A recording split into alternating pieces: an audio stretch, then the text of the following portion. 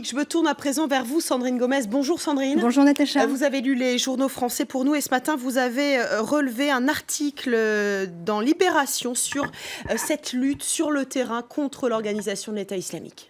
Oui, c'est une guerre et une avancée difficile sur le terrain, mètre par mètre. C'est le titre ce matin en couverture de Libération, avec une photo, celle d'un soldat en embuscade. Sur le terrain, l'offensive contre l'organisation djihadiste progresse, insiste le quotidien, mais lentement et finalement, à quel prix ? À quel prix pour les populations civiles ?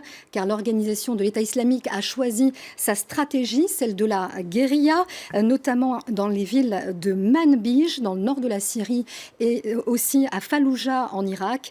Les djihadistes avaient, nous dit-on, anticipé les tentatives de reconquête et avaient même creusé des tranchées ces derniers mois et des tunnels pour se protéger des raids. C'est une stratégie de l'évitement qui consiste aussi à se cacher derrière les populations civiles. Là-bas, les civils sont utilisés comme boucliers humains. L'État islamique est féroce dans ses fiefs, titre encore Libé. Les habitants de ces villes ont interdiction de partir. À Manbij, un blackout a même été imposé. Les liaisons Internet et les réseaux téléphoniques ont été coupés. Alors justement, le sort de ces populations assiégées, Sandrine, inquiète les associations humanitaires. Oui, et ce qui inquiète aussi, c'est le problème de pénurie. Libération a notamment recueilli le témoignage de ceux qui ont réussi à fuir vers les camps de réfugiés les plus proches. L'un d'eux raconte par exemple qu'à Falloujah, il n'avait, je cite, ni nourriture, ni habits, ni rien. Cela fait des années que nous ne mangeons que des dattes pourries. Il n'y a plus rien à Falloujah. Et cette bataille contre l'organisation de l'État islamique passe aussi aujourd'hui par la mer. Oui, c'est une opération en cours en ce moment en Méditerranée que nous rapporte le Figaro ce matin. Une traque visant 6 cargos remplis d'armes pour l'organisation de l'État islamique en Libye. Ces navires, ce sont de gros porteurs pouvant transporter 10 000 tonnes de marchandises. Ils sont partis des côtes turques à la mi-mai et ils ont été identifiés par des agents occidentaux, rapporte le journal. Aujourd'hui, les services de renseignement britanniques, français, italiens, mais aussi grecs sont à leur trousse. Mais problème, cette traque s'annonce difficile selon un expert. Chacun des bateaux a notamment coupé son GPS et n'émet plus de signaux radar, nous explique un expert. On aura donc du mal à les localiser, dit-il, même avec des satellites. Le Figaro qui s'intéresse également ce matin à un mauvais sondage pour le président François Hollande.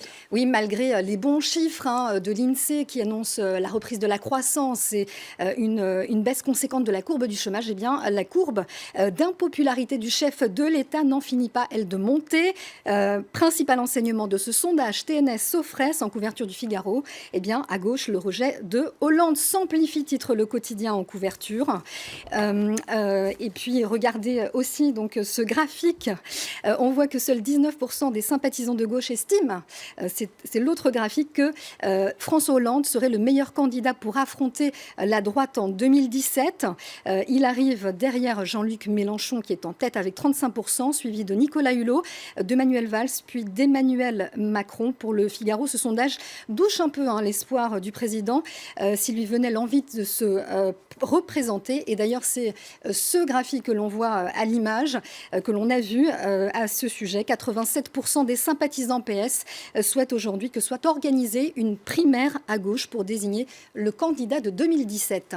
Allez, on va refermer cette revue de presse, Sandrine, avec un mot de football. Oui, on le sait, les Bleus ont été les premiers à valider leur ticket pour les 8e de finale.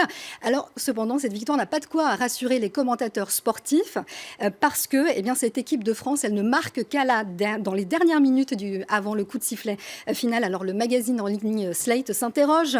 Pourquoi autant de buts en fin de match ?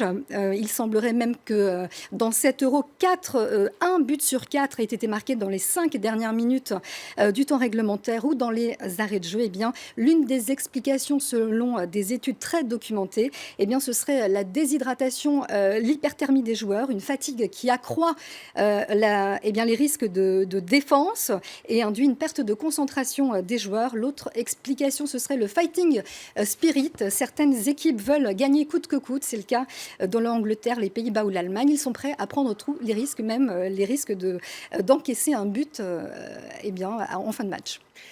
Très bien, eh bien écoutez, on a des explications pour toutes ces fins de match de l'Euro. Merci beaucoup Sandrine Gomez pour cette revue de presse française. Restez avec nous, on fait une courte pause et puis on se retrouve pour le journal. À tout de suite.